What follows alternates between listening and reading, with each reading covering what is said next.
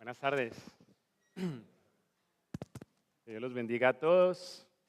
Qué gusto es poder estar de nuevo en la casa del Señor.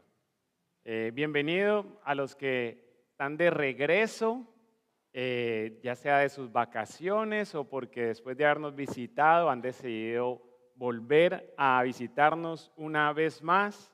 Y si aún no hemos tenido la oportunidad de conocernos, les pido el favor que nos veamos luego para saber su nombre, estrechar su mano y ponerme a su servicio.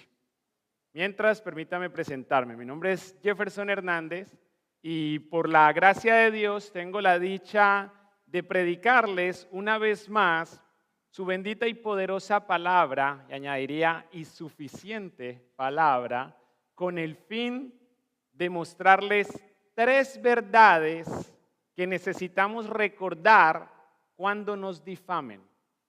Tres verdades que necesitamos recordar cuando nos difamen. Ese es el tema que intentaré desarrollar en esta tarde y para ello les invito a que abran sus Biblias en el texto que nos corresponde estudiar hoy en nuestro estudio expositivo consecutivo del libro de Hechos.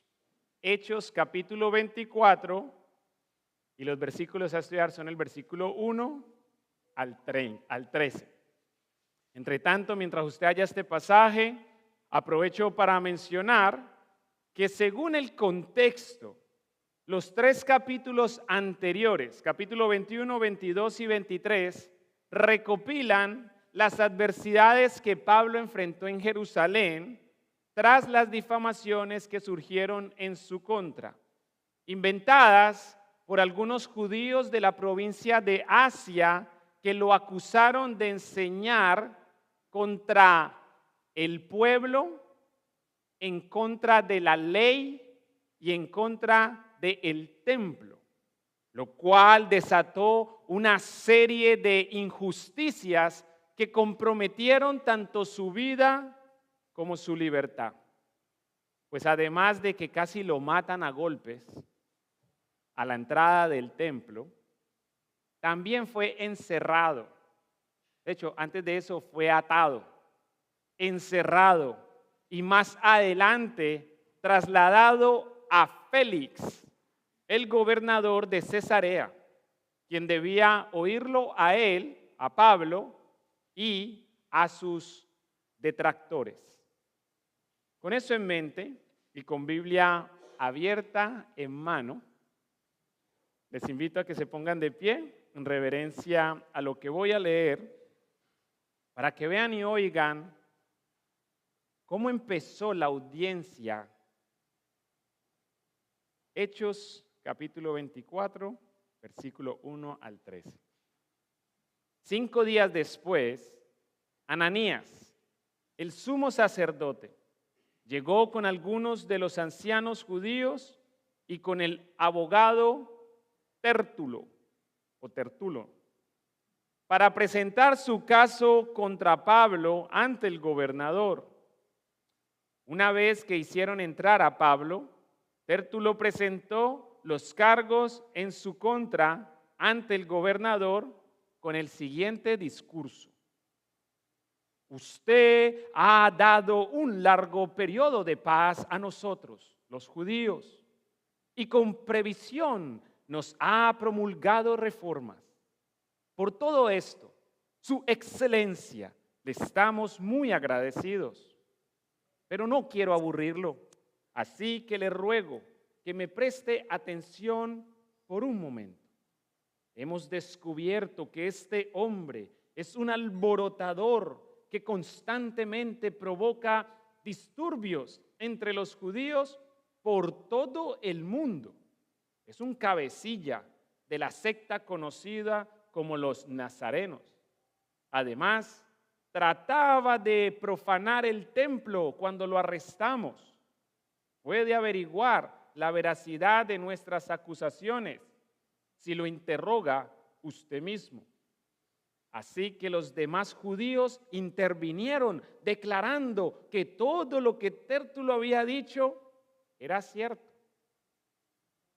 Entonces, el gobernador le hizo una seña a Pablo para que hablara.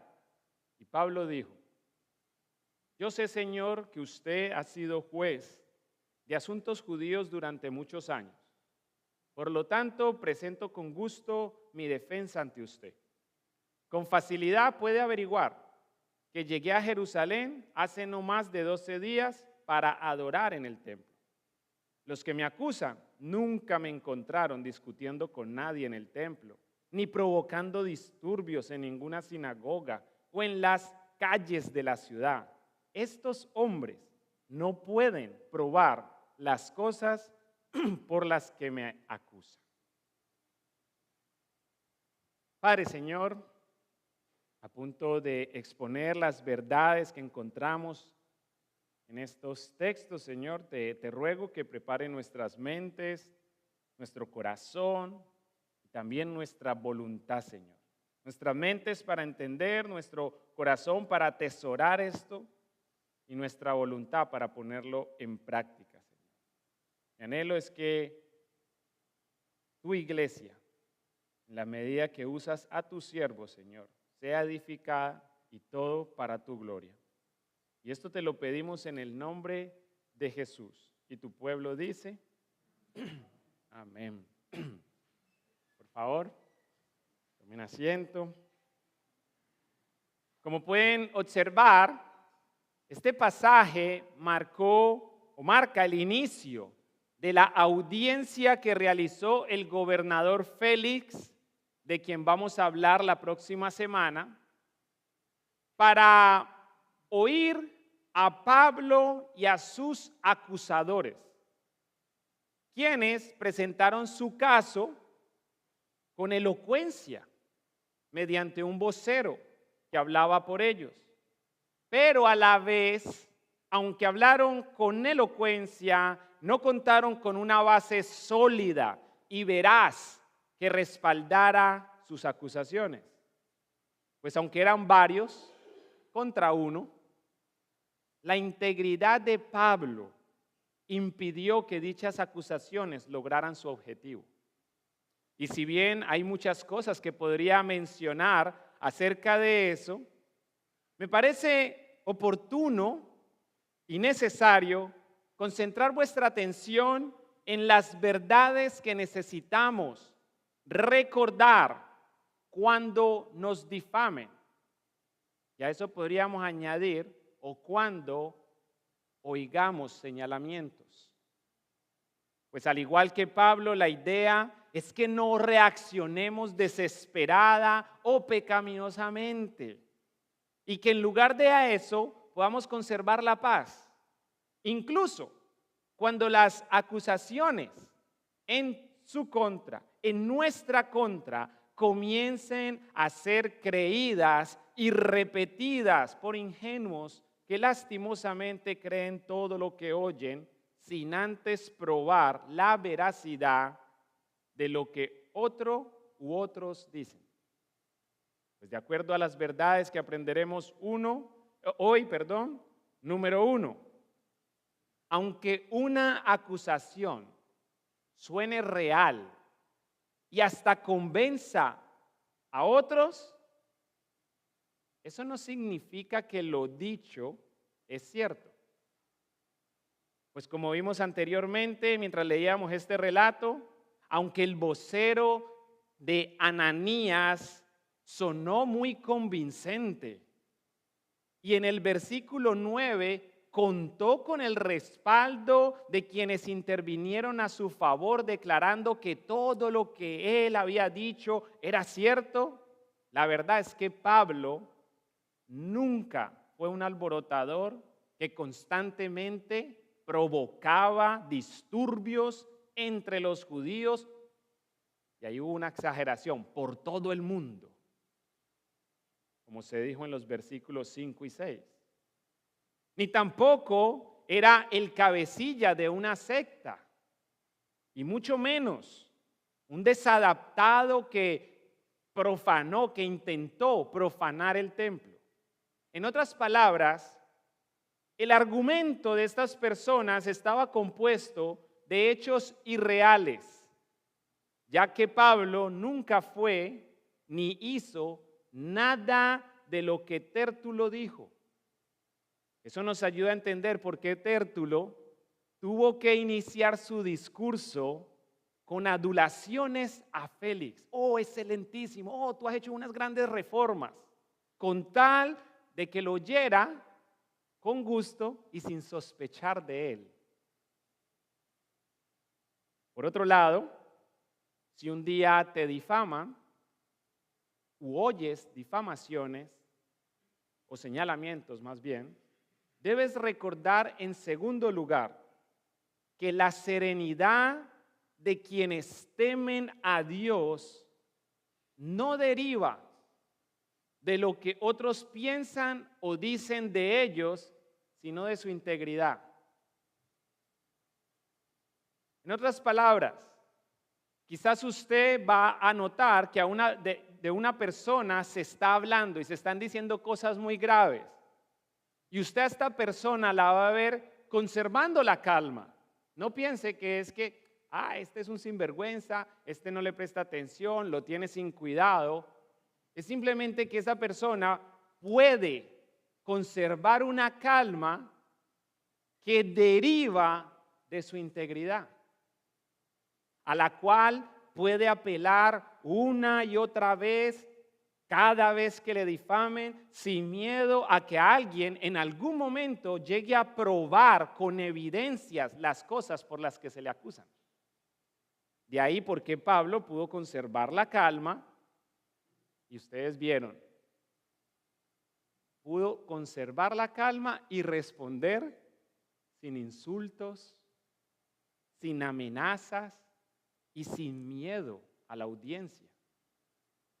Pues como él mismo indica en los versículos 12 y 13, sus detractores no podían demostrar con hechos ni una de las acusaciones que hicieron en su contra. O dicho en sus propias palabras, los que me acusan nunca me encontraron discutiendo con nadie en el templo, ni provocando disturbios en ninguna sinagoga o en las calles de la ciudad. Estos hombres no pueden probar las cosas por las cuales se me acusan.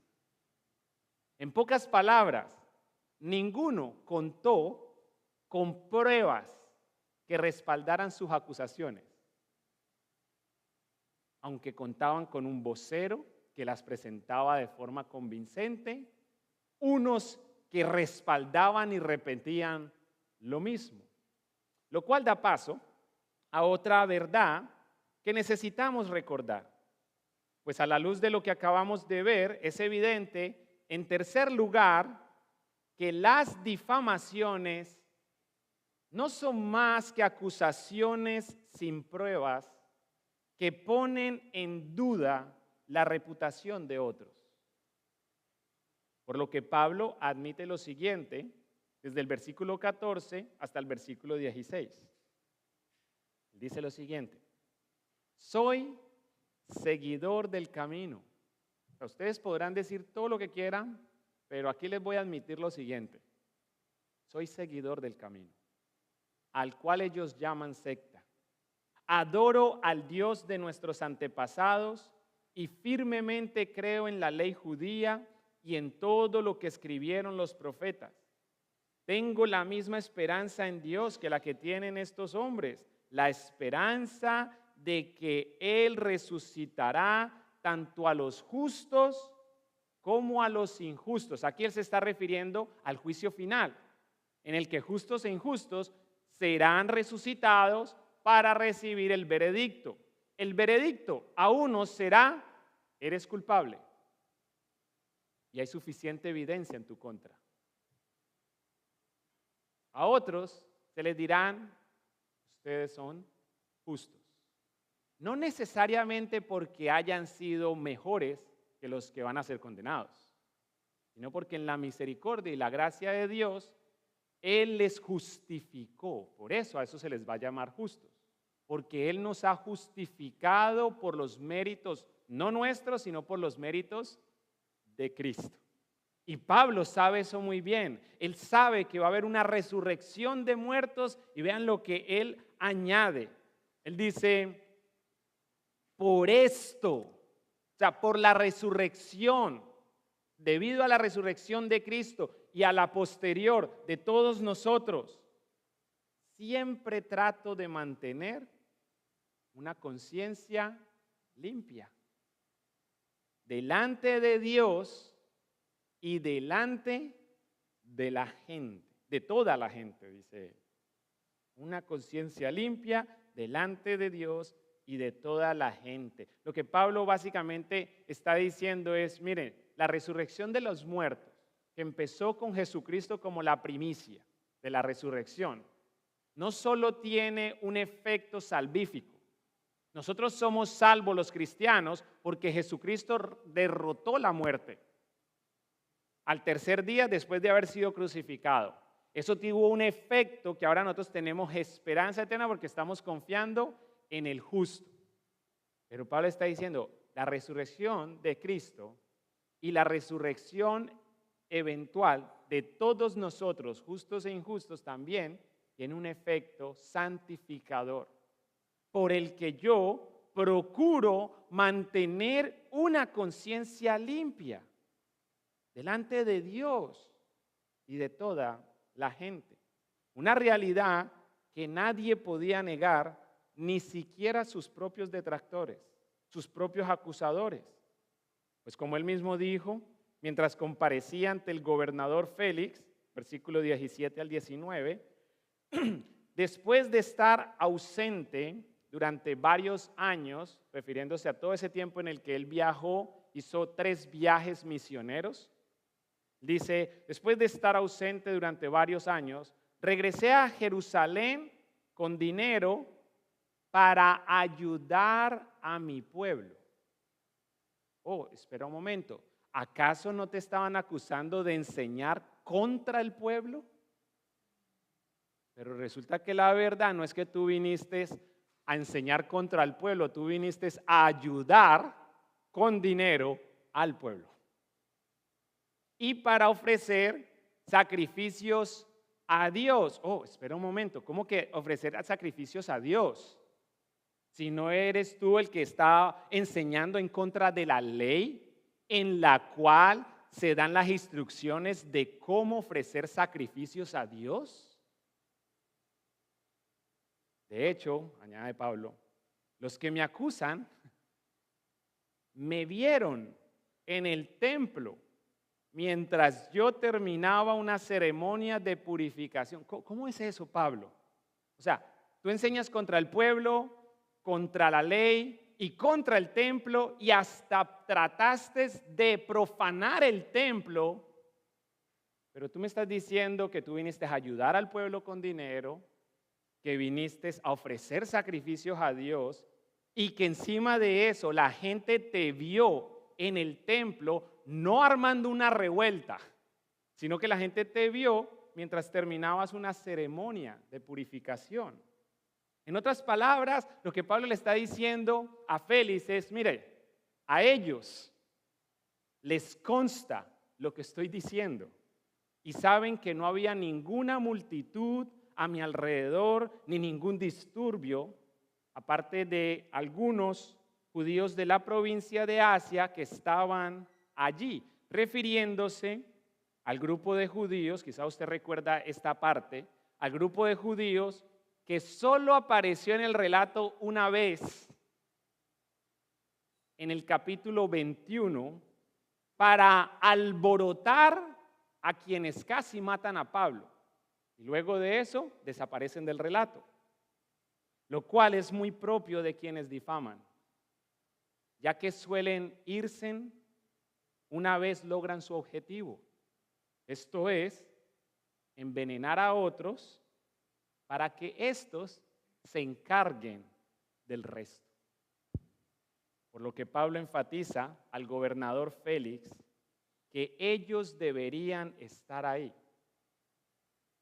O sea, yo estoy tranquilo haciendo la ceremonia de purificación, ya está por terminarse y de repente estos judíos de la provincia de Asia, que anteriormente se dice que ellos perseguían a Pablo porque le tenían envidia, estos me reconocieron y apenas me reconocieron. Todo estaba tranquilo, yo llevaba días en el templo, pero cuando estos me reconocieron comenzaron a hacer estas acusaciones. La gente se le avienta a Pablo, lo comienzan a golpear afuera del templo para matarlo, y menos mal que apareció un comandante. Este comandante lo arresta. Con ese alboroto él pensó que se trataba del líder de un grupo de sicarios. Él se lo lleva para interrogarlo, lo ata, casi lo azota. Menos mal que se dio cuenta que era un ciudadano romano, si no, termina azotado el pobre Pablo. Y en todas estas cosas están pasando. ¿Y qué pasó con los que empezaron todo este desorden? No los volvemos a ver. Andaban persiguiendo a Pablo, porque cuando se movía Pablo, mire, o sea, ellos vinieron de la provincia de Asia y llegan ahí solo a crear desorden y se desaparecen.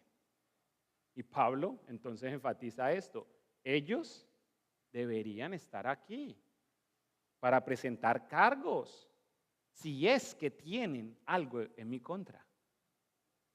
Sin embargo, ante la ausencia de sus primeros detractores y debido al veredicto que pronunció el Concilio Supremo cuando evaluó su caso, Pablo concluye su defensa con una propuesta muy peculiar que refleja el estado de su conciencia, pues debido a su integridad, Pablo no temió proponerle al gobernador Félix lo siguiente, versículo 20 y 21. Pregúnteles a estos hombres. ¿Quiénes son esos hombres? Los que lo están ahí, el sumo sacerdote, el acusador, su abogado, Tértulo, y un montón que está solamente repitiendo, diciendo, sí, tiene razón, lo que él está diciendo es cierto. Pablo dice, pregúntenles a estos hombres que están aquí, ¿de qué crimen me encontró culpable el Concilio Supremo? Excepto por una sola vez que grité. Acuérdense que a Pablo se le fue la mano en una ocasión. ¿Por qué? Porque él está ahí y él cuando está hablando, Pablo dice, mire, yo tengo mi conciencia limpia. O sea, en lo que haya hecho mal, lo hice sin intención. Mi conciencia a mí no me acusa, él no está diciendo yo soy impecable. Y cuando el sumo sacerdote oyó eso, dio la orden para que lo abofetearan. Péguenle en la boca. Pablo dice, qué hipócrita eres. O sea, ustedes están aquí, me van a juzgar y van a violar la ley. O sea, ya me van a comenzar a azotar sin tan siquiera terminar este caso. Ay, pero él le gritó. Dice que Pablo le gritó eso. Y alguien le dice, hey, te estás dirigiendo al sumo sacerdote. ¿Qué hizo Pablo? Se disculpó porque sabía que seguía siendo el hombre en autoridad en ese lugar y no había razón que justificara que le faltara el respeto al que está en autoridad. Y entonces él simplemente dice, ok, ese Concilio Supremo ya había evaluado eso. Pablo sí, en ese momento había pegado ese grito y por eso él le dice, excepto por una sola vez que grité. Y con todo y eso, hoy se me juzga ante ustedes porque creo en la resurrección de los muertos. En resumen, aunque hubo señalamientos, testigos que solo repetían y un vocero muy astuto y profesional en su trabajo de abogado, no hubo evidencia que inculpara a Pablo. ¿Qué nos enseña esto? Nos enseña al menos tres realidades. Número uno, las palabras pueden engañar. Dos, la integridad puede defendernos. Tres, los hechos son los que revelan la verdad. Lo cual nos lleva de la mano a la pregunta más importante. Así que voy a contar hasta 3. Y si usted es primera o segunda vez que nos acompaña y no sabe de qué trata esta dinámica, es que ahora, después de contar hasta 3, usted va a decir, ¿y ahora qué? ¿Cuál es la intención de esta pregunta? Que usted exprese que esta información que usted acaba de recibir, usted quiere ponerla en práctica, quiere saber cómo podemos extraer de estas verdades algunas aplicaciones prácticas para nuestra vida. Así que, ¿están listos? 1, 2, 3. ¿Y ahora qué? A mí me encanta, ustedes sí tienen un ánimo. Yo voy a otras iglesias y cuando dicen ¿y ahora qué? Digo, ¿será que estos sí quieren ser hacedores de la palabra o ya se conformaron con ser solo oidores? Pero apenas llego aquí a casa, hay un anhelo por ser hacedores y no solamente oidores. Gloria a Dios por eso. En primer lugar, no creas ni repitas todo lo que oyes, aun si varios dicen lo mismo. Más bien, oye y prueba la versión de la persona en cuestión. Pues al fin de cuentas, y como ocurre en la corte, y de hecho, como señala Proverbios 18, 17, el primero que habla a menudo parece tener la razón hasta que comienza el interrogatorio. ¿Por qué ocurre eso? Bueno, porque de acuerdo a otro Proverbios, que no lo tendremos en pantallas, Proverbios 12, 13, los perversos quedan atrapados por sus propias palabras, mas los justos escapan de semejante enredo. Así que no seas tan ingenuo como para creer y repetir lo que oyes, sin antes verificarlo en base a pruebas. En segundo lugar, vive de tal manera que tu integridad hable y te defienda cuando los malvados intenten manchar tu reputación con mentiras. Como dice Primera de Pedro capítulo 3, 16, mantengan siempre la conciencia, siempre limpia la conciencia.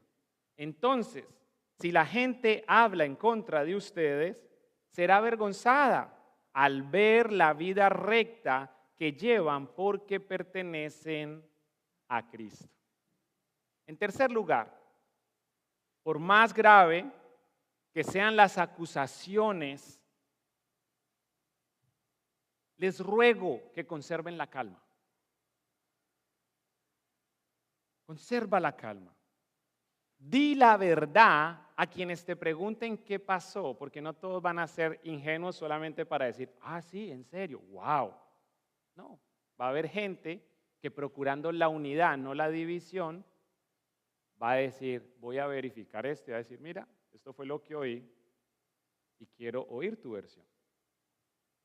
Cuando te pregunten qué pasó, cuando hagan así como a Pablo, cuando te den la señal para que hables, Félix le dio la señal, no sé cómo habrá sido esa señal, si él escuchó a Tértulo y miró a Pablo y, ¿y usted qué? ¿Qué va a decir? O si le dijo, ok, gracias. Y habló Pablo. Cuando te pregunten qué pasó, di la verdad y espera con paciencia a que los hechos,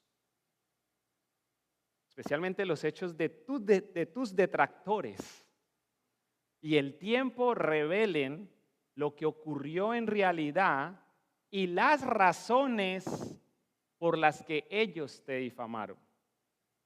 Pues según Proverbios 12, 19, las palabras veraces soportan la prueba del tiempo, pero las mentiras pronto se descubren.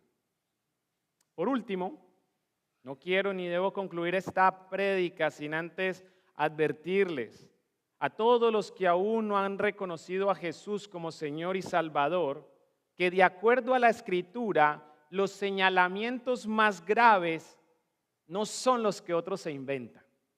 En nuestra mente y en nuestro corazón es muy probable que los percibimos así. No sé si usted alguna vez ha sido objeto de algún invento. Y en ese momento pareciera que los señalamientos más graves son los que se están inventando. Pero no es así. No son los que se inventa la gente, sino los que oirás en el juicio final si tú no acudes a Cristo.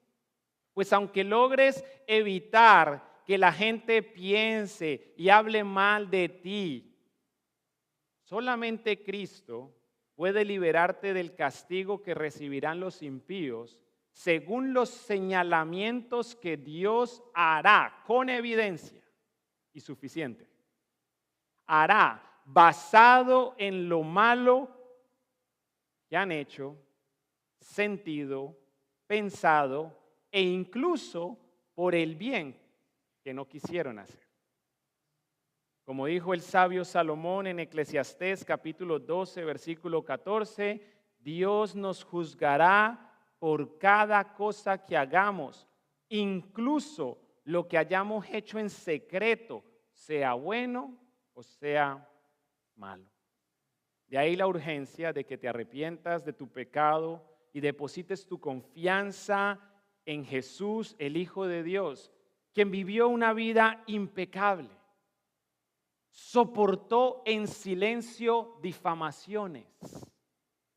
Murió injustamente en una cruz en sustitución de pecadores y resucitó de entre los muertos con tal de salvar por gracia y misericordia a quienes le reconocemos como Señor y Salvador.